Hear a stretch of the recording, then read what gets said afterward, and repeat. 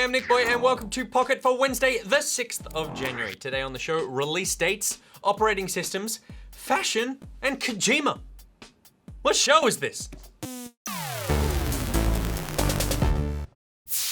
Here's what's been making headlines. Microsoft has announced that Windows 10 has now been installed on 200 million systems and is making huge traction with the PC gaming market. In August last year, the operating system had been installed on 16% of PCs running Steam, and by December, that figure had doubled to 32%. So now nearly a third of all Steam users are using Windows 10, which I think says more about how horrible Windows 8 was as opposed to how great Windows 10 is. Next up, an Oculus Rift creator, Palmer Luckey, has stated on Twitter that there is no chance that pre-orders for the Rift will sell out because they're gonna be so damn expensive, I assume. Furthermore, Oculus released an official statement announcing that people who supported the initial Kickstarter run for the Oculus back in 2012 will be receiving a consumer model for free. So if you're a backer, make sure you hop onto the Kickstarter page and fill out your details before the 1st of Feb. Moving on, and Majesco Entertainment will be re-releasing their 2009 hit A Boy and His Blob this month. Originally a Wii exclusive, the game will be launching on Xbox One, PS4, Vita, and Windows PCs on the 19th of January. And about as far away as you can get from a boy and some sort of weird sentient blob, UFC 2 also has a release date. You will be able to digitally brutalize each other on PS4 and Xbox One on the 17th of March. And about as far away from digitally brutalizing each other as you could possibly get, Louis Vuitton has a new model. It's Final Fantasy XIII's Lightning. An ad campaign launched in December featured the character donning this season's garments, and new images continue to surface.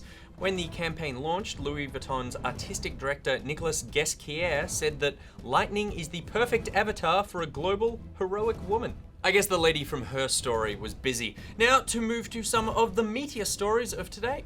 The Academy of Interactive Arts and Sciences has announced that the 21st member to be inducted into their Hall of Fame will be Hideo Kojima. The award is to be presented to Kojima by Guillermo del Toro next month. So Kojima's joining people like Will Wright, Sid Meier, Richard Garriott, and Gaben. That's a pretty illustrious group of people to belong to.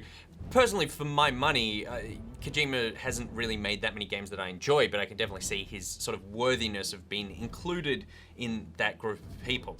The most exciting thing for me actually has nothing to do with this. It's Kojima's new studio, Kojima Productions, which is the same as his old one, just a different logo. He will now be able to be making new games, and I'm actually hoping that what he ends up doing is making more games, like, I guess smaller, but a bit more regularly so that we can see what else he's doing. Because I think the guy has some really amazing gameplay mechanic ideas. I would just like to see those explored outside of a universe where, you know, the dense, weird, esoteric story is actually stopping me from enjoying that.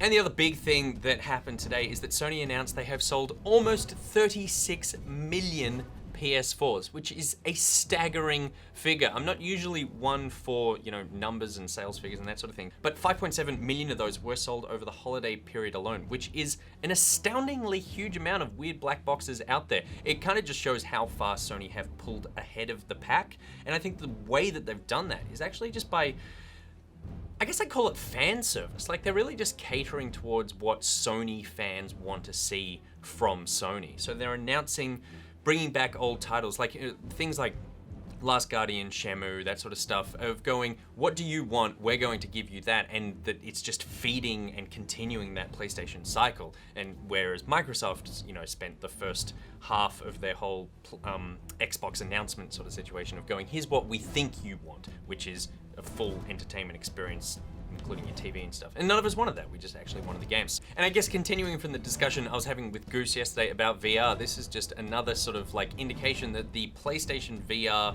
experience, it really has a good head start in terms of install base. There are so many PS4s out there. There are so many out there that are just ready to get that VR. I feel like that is the one that's gonna take off, if any of them. All right, well, that's it for the news, which brings us to that time of the day again. That's right, it's Thing of the Day. Thing of the Day. Fallout 4 finally has the mod we've all been waiting for, Thomas the Tank Engine.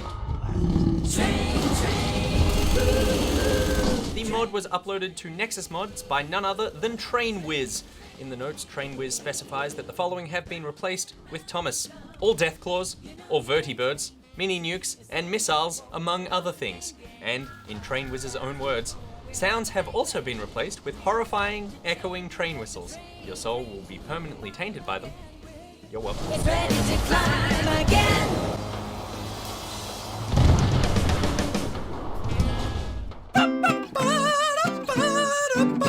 Thing of the day.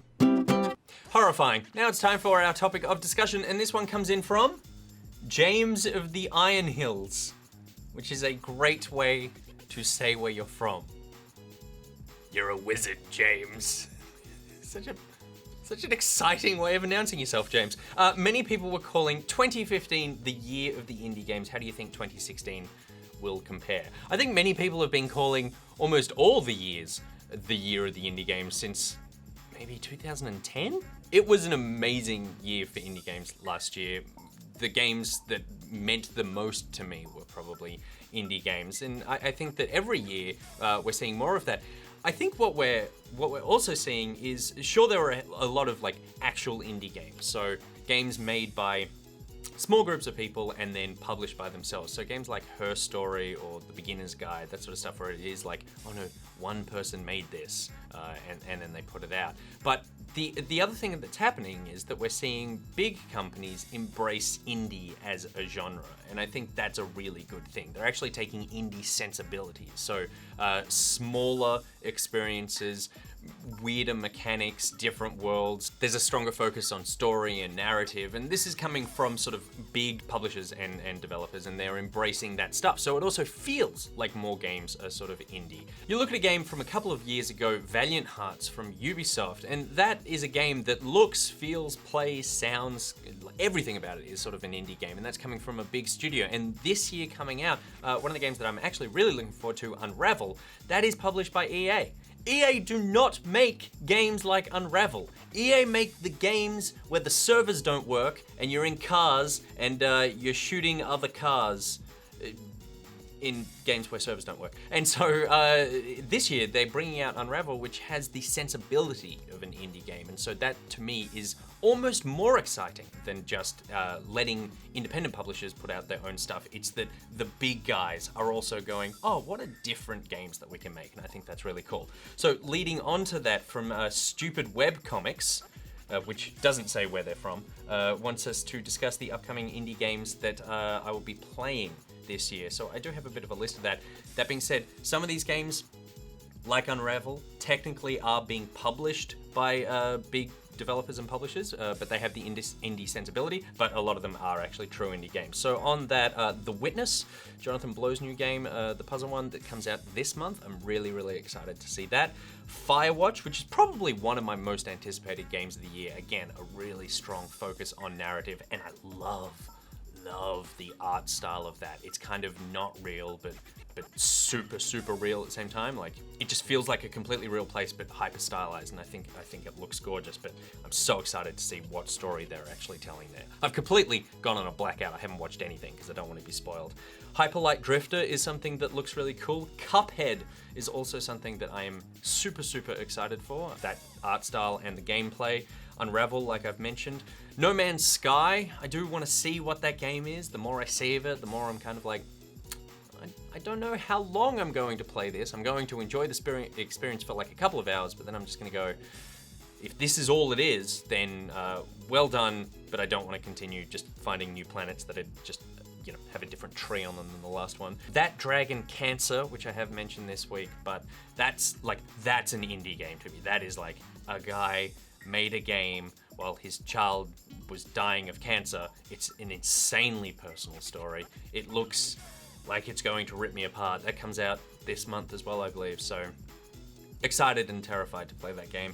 And finally, Zero Escape, Zero Time Dilemma, which is the third in the No Escape, Zero Escape series. It was 999 and then Virtue's Last Reward. These are weird sort of Japanese investigating, trying to solve murders and also stop being murdered yourself. And those games have always been really fun and weird and different to me, so that is something else that I am thoroughly looking forward to. All right, that's it for today's episode of Pocket. To keep on top of everything Good Game, check us out on Facebook, YouTube, and iView. Want to meet fellow Pocketeers? Then join the Pocketeers Facebook group and Steam group. You can follow Good Game on Twitter at GoodGameTV, follow Pocket at NickBoy, at Pierreth, and at GGEditMonkey. And a big thank you to Cyberjep, who was the creator and graphic designer of today's Thing of the Day title sequence. He was the first one to send one in, but we've actually got a few others lined up in the bank that you will see over the course of the next week or so. If you have made one or want to make one, please send it in. We would love to see it. All right, until tomorrow, NickBoy out. Okay, that one late.